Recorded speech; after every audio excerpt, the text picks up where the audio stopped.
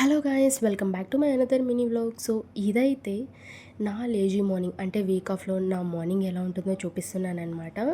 Almost అందరూ ఇలానే ఉంటారు. వీకెండ్స్ అయినా వీక్ ఆఫ్స్ అయినా కానీ వాళ్ళకు వచ్చిన టైంలో ప్రశాంతంగా లేటుగా నిద్ర లేయడం, లేటుగా తినడం, మొబైల్ చూడడం, బయటకు వెళ్ళడం ఇలాంటివి ఉంటాయి. బట్ నాది ఎలా ఉంటుందంటే, నిద్ర లేయడం అయితే లేటుగా లేస్తాను. బట్ చాలా వరకు నేను స్కిన్ కేర్, అంటే నా సెల్ఫ్ కేర్ అనేది ఎక్కువ ఉంటుందన్నమాట.